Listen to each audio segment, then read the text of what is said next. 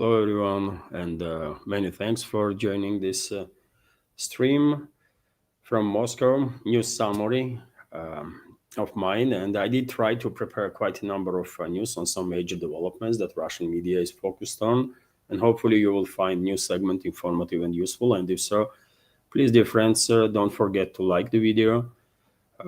If you can share the link with your friends and leave some commentary, this might help to deal with the extremely aggressive algorithm and to potentially reach wider audience.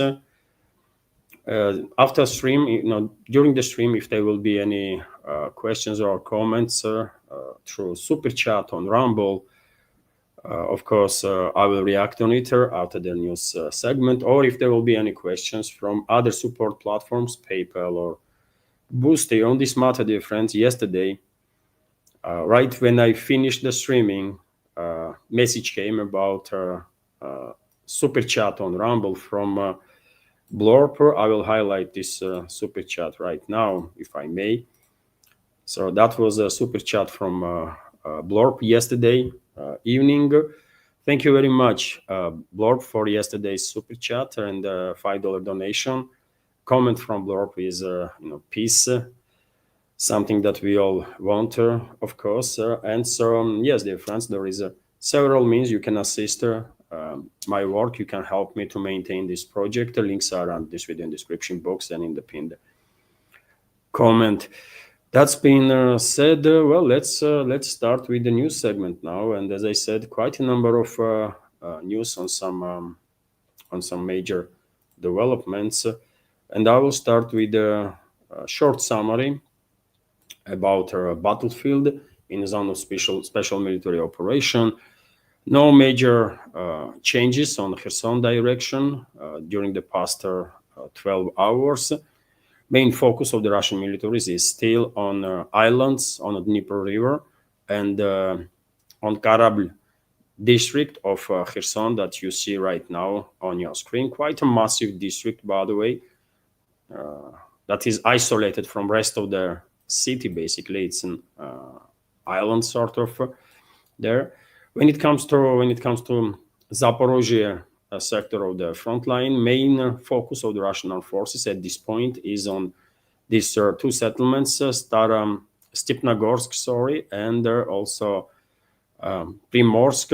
Russian troops are conducting offensive operations, local scale offensive operations in these two directions. And on the eastern flank, Russian armed forces basically closing in and trying to cut off from supply and support lines Kiev regime's garrison in Poltavka settlement. And I guess in next week also, in next 5 to 10 days, most likely Poltavka will be liberated by Russian troops. Also, Russian armed forces are advancing towards Gulaipole from southern eastern flanks, and forward units are already on the outskirts of this major stronghold of Kiev regime in the eastern flank of Zaporozhye sector. In Dnipropetrovsk region, as I reported yesterday, Russian troops established control over the Alexeyevka settlement, and progress of the Russian militaries continues in this area. Main task, as far as I can tell, at this point for Russian armed forces is to cut off main supply and support line of the Kiev regime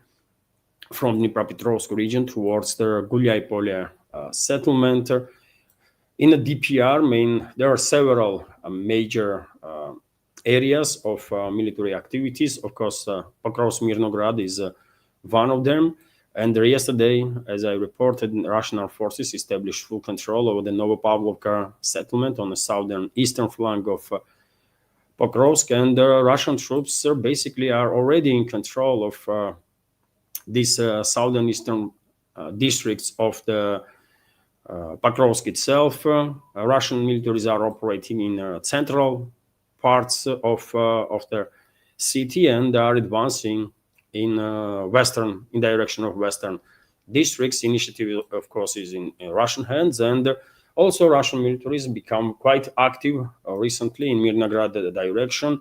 Russian troops established control in past several days over the Kazatska and Balagan settlements, and most likely in upcoming weeks, as some military experts are predicting, Russian troops will try to establish control. First, to cut this most southern district of the Mirnograd from main body of the city, and then to conduct a clearing operation inside it. Same time, Russian troops are advancing from the north, from northern sides, and Russian troops already are inside the Rodninskaya settlement, and I guess it will take maybe a week or 10 days, and this relatively larger settlement on top of Mirnograd will be under a full Russian control. So significant advances of the Russian troops in this direction. When it comes to Konstantinovka area, reports are coming in that Kyiv regime began evacuating officers of Kyiv regime's garrison in this area, which is a clear indicator that Kyiv regime expects significant activization of the Russian offensive operations, and they don't care about forcefully mobilized personnel, but seems like they do care about officers because they don't really have much of them left, right? So reports are that officers being evacuated from Konstantinovka, and Russian troops already are conducting operations in the eastern most eastern districts of Konstantinovka settlement. In Seversk direction, there was no reports about some major changes for the last 12 to 24 hours. Main hotspot is Dronovka settlement, this area, and also Yampol settlement that are located in between Seversk and Liman. And let me show you, by the way, this is Seversk, of course, relatively larger town, and this is Dronovka, this is Yampol, and Russian troops already are conducting operation inside the Yampol, and this is Liman, also major stronghold of Kyiv regime, and Russian troops advancing, by the way, towards Liman, not just from northern eastern flank, but also from northern western flank. And currently Russian troops are finalizing clearing operation in surrounding areas of Derilovo settlements, and I guess soon we will see beginning of their offensive operations inside or military operations inside the Drobishova and Novoselovka settlements.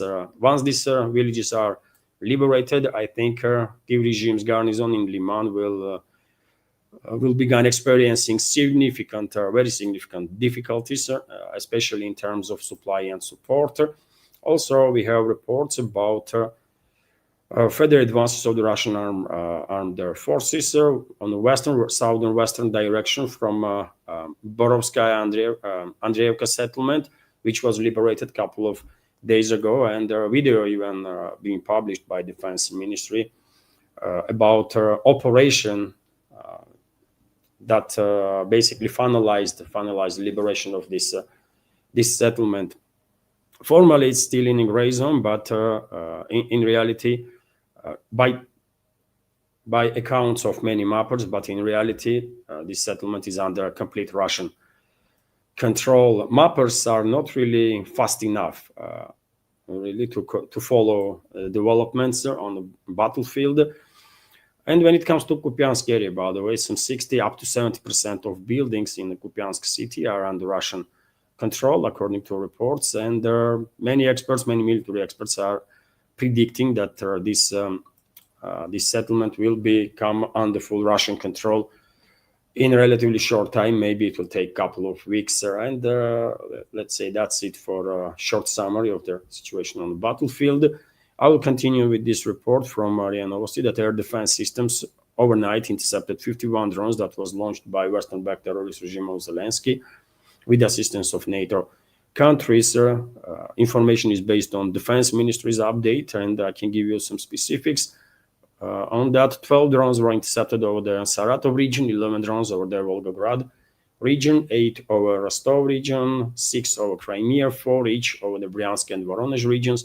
3 drones were intercepted over the Belgorod region, 1 drone each over the Kursk, Black Sea, and the Sea of Azov.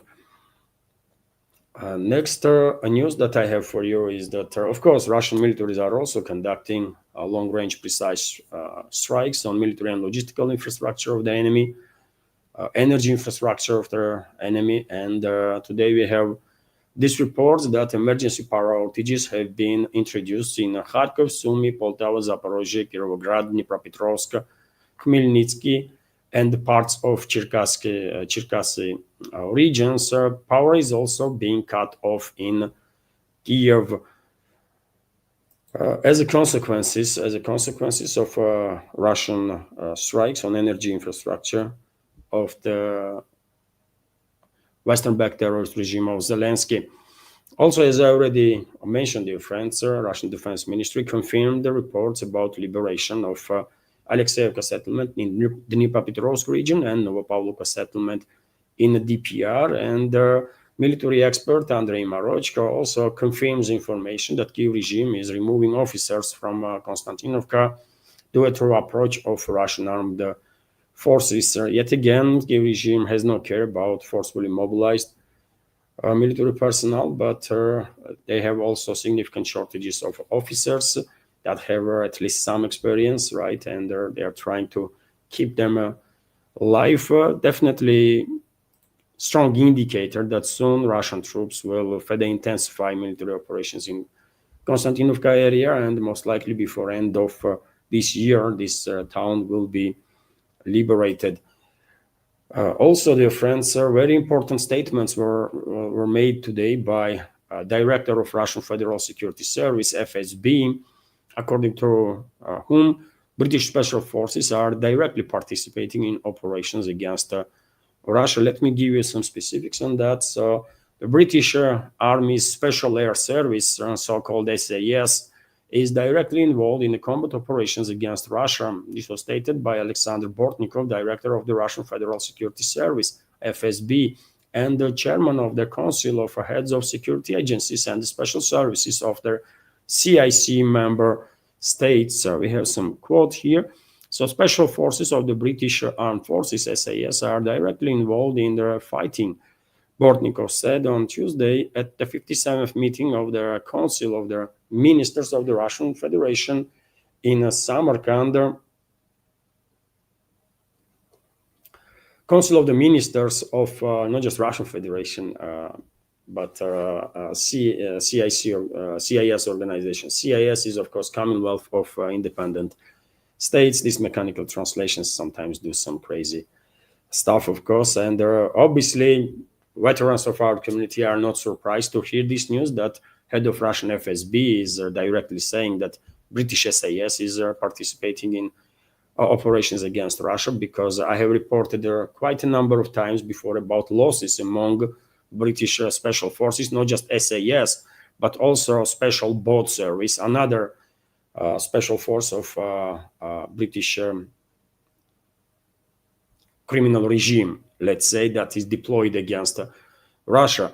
If SAS is operating mainly on the ground, Special Boat Service is in charge of all the terrorist activity of Kyiv regime in the southern sectors, including in the Black Sea, right? And already there was a number of reports about losses among these British secret services. And if you remember, at one point, even former head of Russian PMC Wagner, Prigozhin, stated that during the exchange of bodies of the killed military personnel, Russian side, Wagner PMC, basically transferred their bodies of their SAS members to Kyiv regime side, and those killed SAS fighters then probably were transferred to UK. I guess this is pretty much classified information in UK, and locals, British citizens, probably have no freaking idea that their military is actually directly participating in war against Russia, and are dying as a result, right?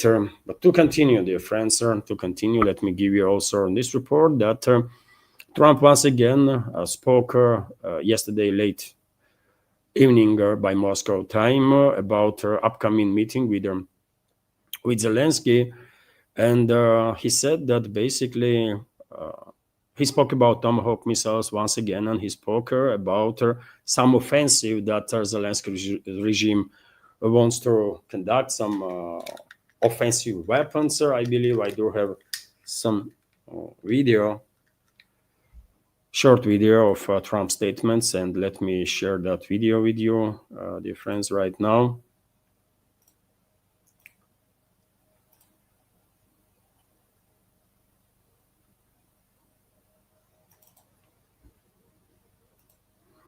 Or with him, and we'll be talking about. I mean, they want to go offensive. I'll make a determination on that, but they would like to go offensive. You know that, and we'll have to make a determination. So, Trump basically shared with public information that I guess is kept secret or supposed to be kept secret. Although, by the way, obviously, transfer of Tomahawk missiles is a escalatory move, and the Tomahawk missiles are offensive weapon systems.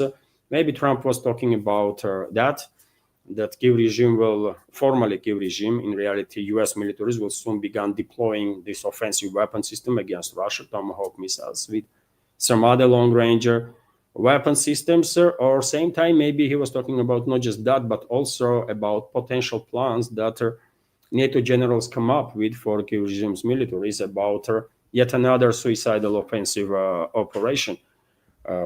Could be both. Could be both, right? And rumors for quite a while are circulating on internet about possibility that Kiev regime, under the orders of directives of NATO, might actually go ahead with yet another suicidal offensive operation, either in the Bryansk direction, maybe even in the Belgorod direction. Some are reporting that Kiev regime actually might try again to do some local scale or sectoral scale offensive towards Kursk region or even Crimea, by the way. So there is a lot of rumors on internet. Obviously, it is difficult to know what's going on, but deployment of long-range weapon systems itself is, of course, escalatory step and move towards offensive actions against Russia. And I said earlier, dear friends, of course, I don't know how Moscow will react when U.S. will begin deploying those Tomahawk missiles against Russia while maintaining plausible deniability. Of course, Washington will say Pentagon has nothing to do with these launches. It's a Kiev regime and that kind of nonsense. Although we all understand that without direct U.S. participation, U.S. military participation, these missiles cannot be launched. No long-range strikes can be conducted, right? And on this matter, dear friends, today number of sources began reporting that to maintain this plausible deniability, U.S. might use contractors, private military companies that will be engaged in these launches. But even then, intelligence data, right, flight path has to come from Pentagon. If with these Tomahawk missiles and launchers for Tomahawk, Typhoon or whatever, if with those weapon systems are operating the so-called PMCs, even in that case, they have to have a flight path and targeting data from Pentagon. Otherwise, they cannot launch these missiles anyways, right? So it is what it is. It is what it is. I think next phase of escalation is inevitable. I have spoke about it quite a number of times. Although we should keep in mind, dear friends, I don't know, of course, how Moscow will react if Tomahawk missiles are deployed against Russia. Maybe Moscow will react strongly and conduct retaliatory strikes on military assets of countries that are directly engaged in this proxy war against Russia. Maybe Moscow will maintain current restraint policy. We just don't know it yet. But in any case, even if US will deploy against Russia all of its ATACMS stockpiles, all of its Tomahawk stockpiles, even if UK will send all of its Storm Shadow cruise missiles, or France all of its Scalp PG missiles, and even Germany will send all of its Taurus missiles, they're not going to be able to turn the tide. I mean, this is just so freaking obvious, isn't it? They're not going to be able to turn the tide in this war that they started. But they're not going to back down. They're just not going to back down anyways, right? Because they cornered themselves, isn't it? they cornered themselves, and I guess they see no option now for themselves but to go ahead with their next phase of escalation after next phase of escalation, and this will continue until one day Moscow will actually force Western elites, globalists, neocons, and all the others that are pulling the string in the Western world to come to their senses, face the reality, and acknowledge defeat and capitulate. And this is going to happen, but longer time we will need to get to that point. Unfortunately, more people will die, and there will be more destruction. That's how it is, right? Let's continue with some other news, dear friends. And also, yesterday, Trump did made a statement that he has spoken to Prime Minister of India, Modi, and Modi told him that India will no longer buy Russian oil.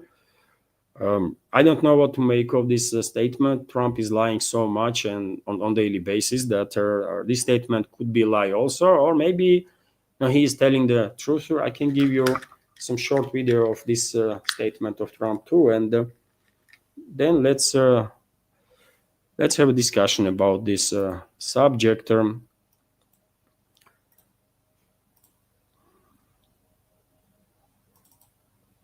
So that's what he said on the topic. Prime Minister Modi in Malaysia. Are you open to talks in terms of trade? Sure. He's a friend of mine. We have a great relationship. He just said that 2 days ago, as you know. We have a great relationship. No, we were not happy with him buying oil from Russia because that lets Russia continue on with this ridiculous war where they've lost 1.5 million people, by the way. Russia's lost 1.5 million people, soldiers mostly. This is a war that should have never started, but it's a war that Russia should have won in the first week, and they're going into the 4th year. And I want to see it stop. So I was not happy that India was buying oil. And he assured me today that they will not be buying oil from Russia. That's a big stop. Now I got to get China to do the same thing. You know, that is relatively easy compared to what we just did over the last week in the Middle East. Middle East was 3,000 years, and we got... Okay, I mean, too much nonsense there from Trump, of course. But on topic of Modi reassuring him that India no longer going to buy oil from Russia. Yet again, this could be true or maybe not. We don't know. But what I can share with you, dear friends, is a statement from Indian Foreign Ministry on this matter, and based on this statement, I can make assumption that maybe Washington actually did manage to force India to back down. Maybe Washington actually forced Indian leadership to submission, because statement from Indian Foreign Ministry is not clear, not really clear on the matter. So let's go through this information. For example, that RIA Novosti is reporting, India, a major importer of oil and gas, strives to ensure stable energy prices and reliable supplies, specifically seeking to expand its oil purchases from the United States, which is a quite interesting phrasing, right? This was stated by Indian Foreign Ministry spokesman Randhir Jaiswal, commenting on the U.S. president's comments about the India's oil purchases. And we have a quote here. India is a major importer of oil and gas, protecting the interests of the Indian consumers in unstable energy situation has always been our constant priority. Our import policy is entirely based on this goal. Ensuring stable energy prices and reliable supplies are two key objectives of the energy policy. This includes expanding energy sources and diversifying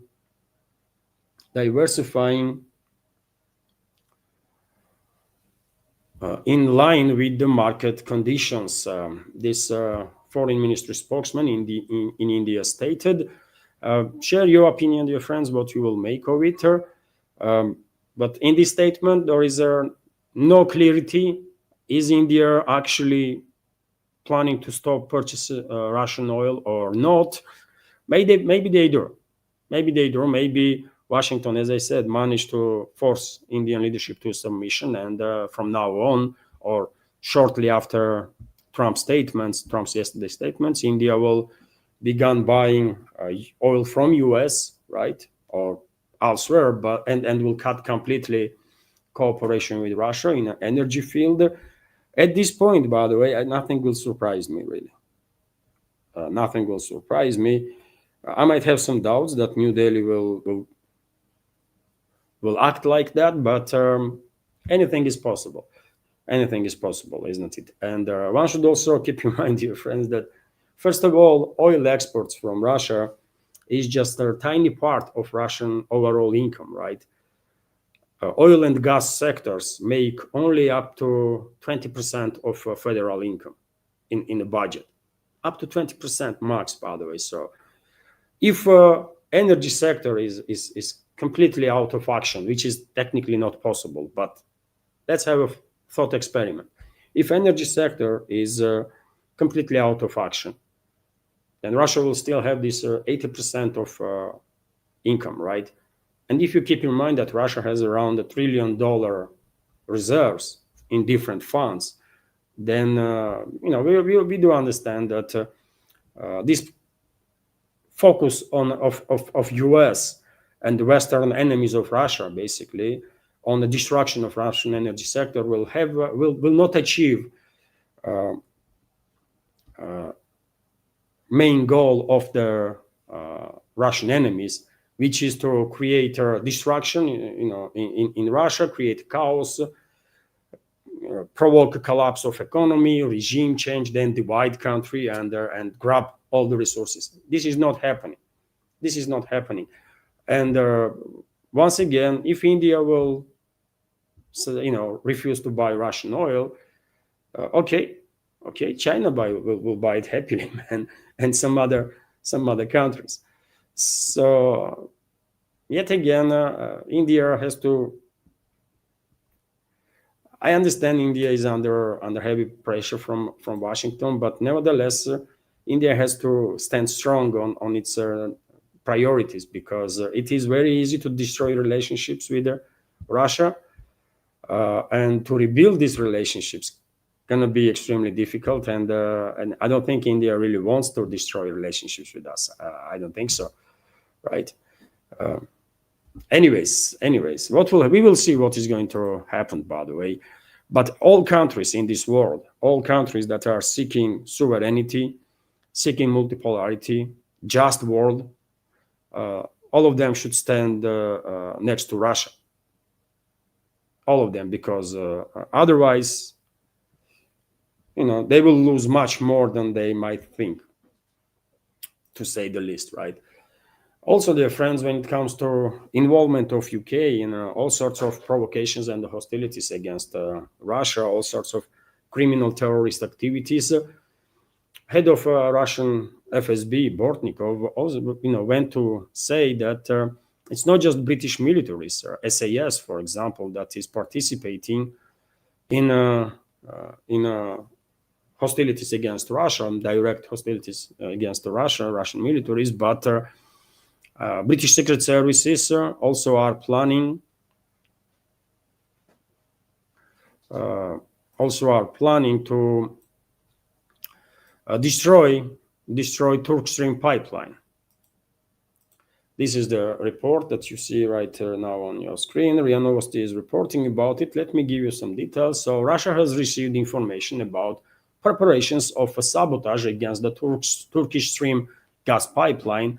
FSB Director Alexander Bortnikov stated, "We have information that British, together with the Ukrainian intelligence services, are preparing sabotage against the Turkish Stream gas pipeline," he said. Furthermore, instructors from the British Army's SAS Special Forces and the British intelligence agency MI6 planned a series of drone strikes against the Caspian Pipeline Consortium, whose shareholders include companies from Russia, Kazakhstan, and United States, Bortnikov said. And I have no reason to doubt this report of Bortnikov. Of course, United Kingdom is a major enemy of Russia. British aristocracy, by the way, I'm talking about British aristocracy, British royal family, British political class is a major enemy for Russian people and Russian Federation, everything Russian. This is historically accurate statement, and this hostility of British elites towards Russia dates back, centuries at this point, right? And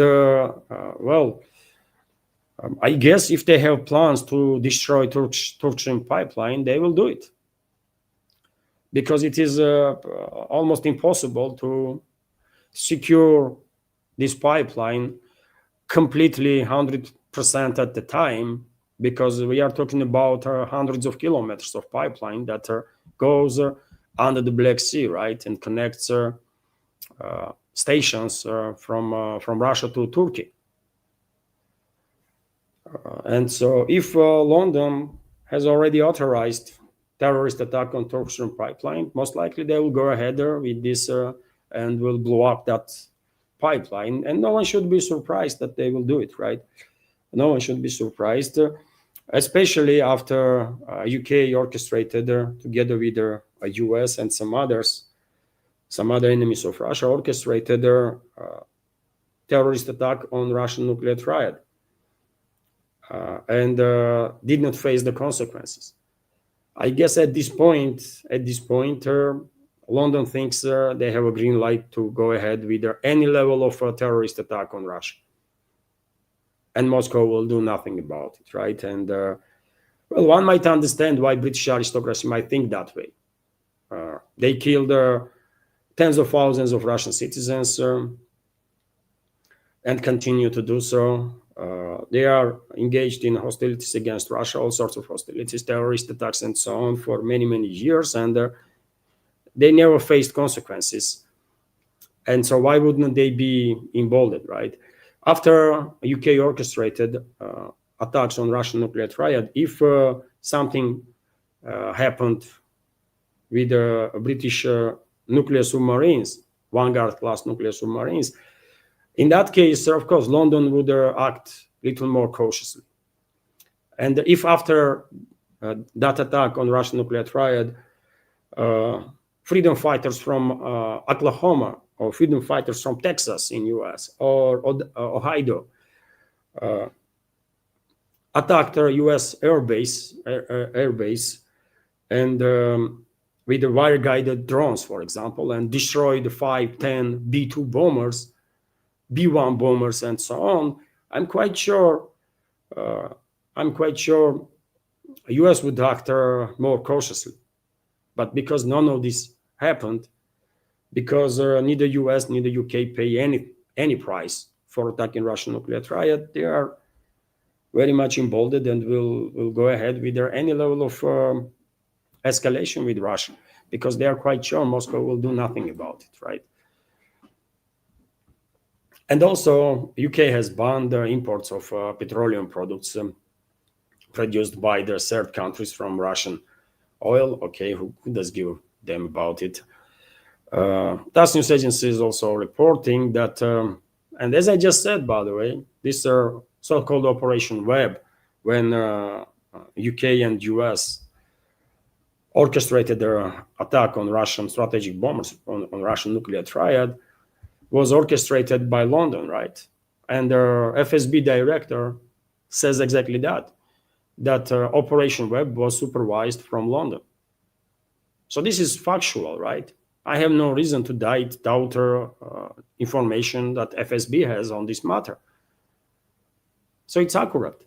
Moscow knows perfectly well that it was London that was leading this operation, supervising this operation. And of course, it was US involvement also, because without CIA being informed, without Washington White House being informed, such an attack could not take place, right? Because it's a nuclear triad, but untouchable, supposed to be untouchable, but it's not. For Americans and for Brits, it's not the case. They think they can do any level of terrorist attack on Russia, endanger any number of people, and do anything with impunity. And if we should expect anything, by the way, it's more and more attacks on Russia from London and Washington, and this will continue until we will begin striking back and bringing pain to our enemies. They have to feel pain, by the way, otherwise they would not stop. They have to feel force, because force is the only language they understand, and they have to feel pain, shocking pain, and they will stop in that case, right? And Moscow can orchestrate all of it, right? Easily, but it can talk about it to Russian president, man. He's a very kind person, right? So anyways, things might change, man. Things might change. We don't know. But to continue, dear friends, I just reported that UK and India, UK for sure, and India potentially will refuse to buy energy sources from Russia, or energy sources that are one way or another related to Russia. Okay, but among NATO members, there is a country that seems like don't really cares about pressure from either globalists or the neocons. And this country is Hungary. And Peter Szijjártó, a foreign minister of Hungary, stated that Budapest expects new records in terms of Russian gas supplies to Hungary by the end of this year. So Russia delivered 6 billion cubic meters of gas to Hungary in 2025, and their new record will be set by the end of the year. Hungarian Minister of Foreign Affairs and the Trader Peter Szijjártó announced this year, and we have quote here, this year Russian natural gas supplies to Hungary have once again broken record. They have now exceeded 6 billion cubic meters, which equates to more than 21 million cubic meters per day. The foreign minister wrote on Facebook. He stressed that these supplies are critical for Hungary's energy security, and that if they are cut off, the country's infrastructure will not be able to make up their deficit. We are interested in diversifying energy supply from multiple sources, not in cutting off well-functioned, reliable supply routes, Szijjártó added. He also said that shutting down their pipeline that supplies Russian gas to Hungary would be an unwise and dangerous decision. So you see, by the way, Hungary is also experiencing pressure from the globalists and neocons, no any less than India or any other country, but Budapest is still standing. Man. Budapest is still standing and defending its interests of the Hungarian people, right? Because this gas goes not just for Szijjártó there or Orban. This energy is used by Hungarian economy and benefits Hungarian people, right? So it is possible to withstand pressure from globalists and neocons, right? And Hungary is demonstrating that, at least for now. Also, dear friends, Trump yesterday threatened Hamas once again, and stated that Israel could restart Gaza war as soon as he said the word, Trump, and he might because I said straight away when this fake 20-point peace plan was revealed from White House, from US, that this is a deception operation, right? And as soon as Israel will get its hostages, Israeli secret services, with assistance of US and British secret services, will orchestrate false flag operation, and they will resume genociding Palestinian people. And that's exactly what they're gonna do. It's only a matter of time. And if anybody actually believed that Trump is a peacemaker and war is over and Israel gonna act now according to basic human norms, no, man, all those people were mistaken. Israel is a fascist entity and will never act adequately until this fascist entity is demilitarized and denazified, right? And this is very important, not just demilitarization of Israel, if we actually want to see sustainable peace in the Middle East, but denazification of Israelis has to happen too, because vast majority of them are freaking Nazis, man, fascists. that don't see other people to be human. It's factual. It's just factual, man. I'm not exaggerating nothing, right? Israelis, majority of Israelis are freaking fascists, period. And only the Nazification program might bring them to the human senses. Not all of them, but the Nazification process, programs, specifically built programs, might actually wake up on those fascists some kindness, right? Some humanity that they have lost due to indoctrination into this fascist ideology that they are part of, right? Let's continue. RT is also reporting that Trump confirmed basically authorizing CIA operations in Venezuela to conduct a regime change there. Of course, and he did spoke about it directly yesterday. He didn't say that he authorized regime change, but we all understand. I mean, that's exactly what he authorized, and it's only a matter of time. It's only a matter of time. And this peacemaker that already killed up to 30 people on the boats, by the way, right? He is a mass murderer, right? He, without any legal authority, killed about 30 people on those boats while authorizing personally strikes on the boats off coast of Venezuela, right? Without any due process, without anything. And these are not the combatants, right? No one actually knows who those people were. US cannot provide names, surnames, nationalities of those people, and what they did wrong. US cannot provide anything about those people, right? Any information. And all we know for now is that Colombian president claimed that on one of the boats, there were Colombian citizens. Not even Venezuelan citizens, Colombian citizens that were killed. And Colombia claims that there were innocent people. But anyways, this so-called peacemaker president of US will, of course, soon go ahead with more murder, right? Because he already authorized CIA to operate in Venezuela, to conduct some terrorist activity there, which will mean more people will die, right? And sooner we will see military assault on Venezuela that US is going to be engaged in. And I really hope Venezuelan people will fight back. I don't really care about Maduro or his regime, right? I think they did a poor job. I really think so, that they did a very poor job as a leadership of the country. You might agree with me or disagree, but you know, we can have different opinions, right? But I think Venezuelan government acted very poorly. But nevertheless, if people of Venezuela will fight to maintain independence, there is no even a theoretical chance that US militaries will be able to actually recolonize Venezuela and enslave Venezuelan people. It's not happening. But if Venezuelan society refuses to fight, then of course US will have an easy walkover that Bolivarian republic, because militarily, if there is no resistance from the people, then militarily, of course, the US is on a different league, right? And they can eliminate current leadership, political military leadership of Venezuela, and put there whoever they want. For example, this recent so-called Nobel Peace Prize laureate winner from Venezuela, so-called opposition candidate, and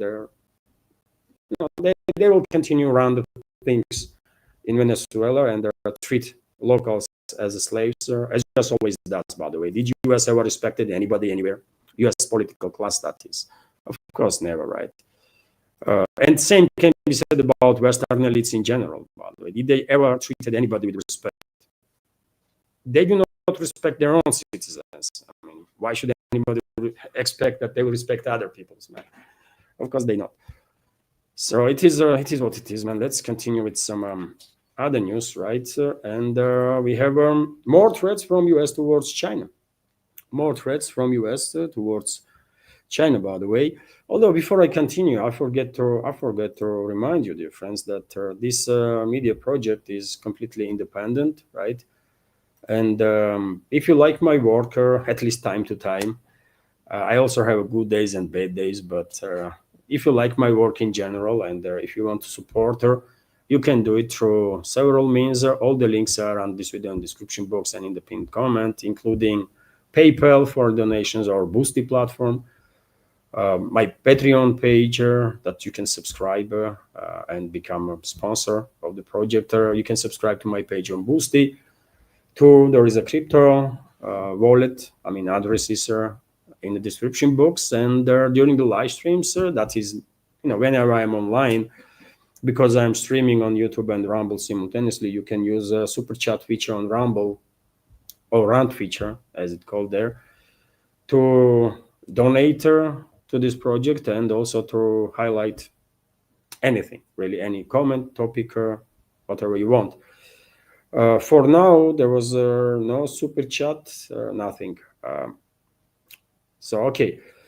That's been said, dear friends, let's continue with some more news. And as I said,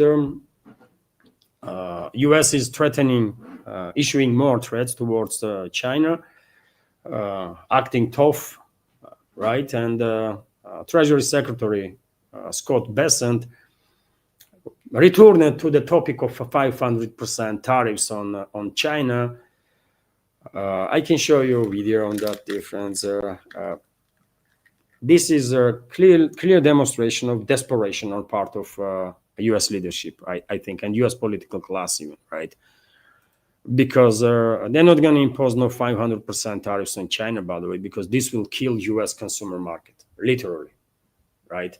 And I don't think Washington will dare to actually go ahead with this, implementing this threat, but they are still acting tough. They don't know any other way, right? Let me share this short video, dear friends. And we can't get 7 more Democratic senators across the line, but 85 U.S. senators are willing to give President Trump the authority to put up to 500% tariffs on China for the purchase of Russian oil. So, you see, they are going back to this topic of 500% tariffs, and you know what? Let them try, man. Let them try. We will see what's going to happen then, right? China definitely can survive without American economy, but can U.S. economy survive without China? That's a big question, right? And the answer is no. Right now, U.S. economy cannot survive without China. That's it, right? But yet again, Western so-called elites, by the way, they are they grown up in an environment, and these are generational so-called elites, isn't it, mainly? And they grew up in an environment when they have when they very rarely hear the no word, no, right? All they hear is yes. And that's why they are struggling, come to their senses, come to to face the reality, because more and more often they are facing the situation. They are forced to face the situation when different countries are beginning to defend themselves, right, and protect their national interests, because those countries, leadership of those countries, are realizing that the world is changing. By the way, the world is changing. There is new players, right, on a geopolitical scale. And this change does make Western elites tremendously nervous. True, isn't it? And this nonsensical statement about 500% tariffs on China because China is buying Russian oil is just pure demonstration of hysteria on part of Western elites. In this particular case, U.S.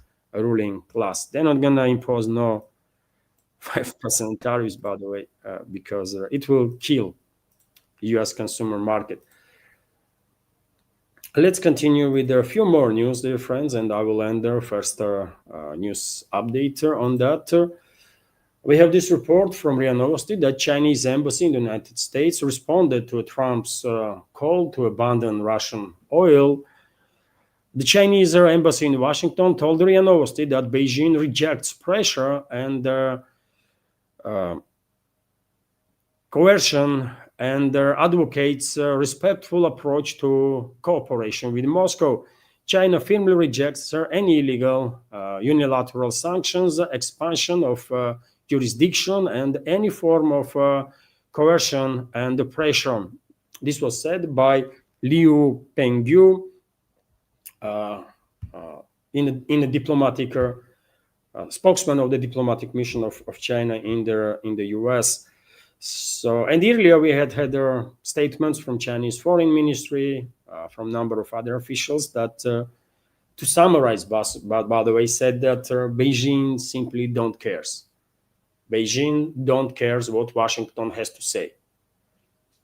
And even though China don't seeks no escalation, if US wants to go ahead with the trade war, well, Beijing very much ready to deal with this situation, right? And on the topic of this trade war between China and US, we have this report that US Trade Representative Greer stated that US expect that China will not impose new exporter restrictions and will continue to supply rare earth magnets to China. We will see. We will see if on 1st of November, US will go ahead with their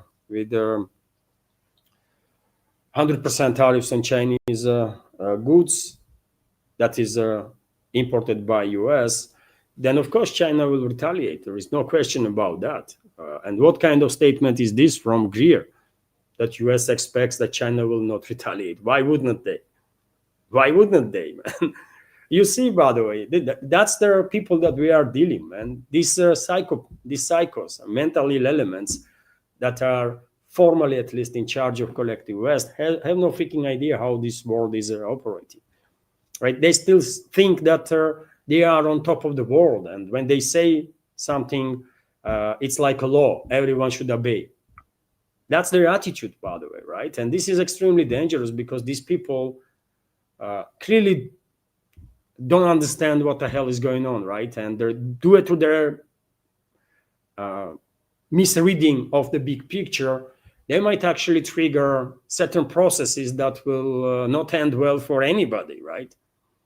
This is extremely dangerous when you have ill-advised, ill-informed, ill-educated, freaking morons on a position of power. It's extremely dangerous.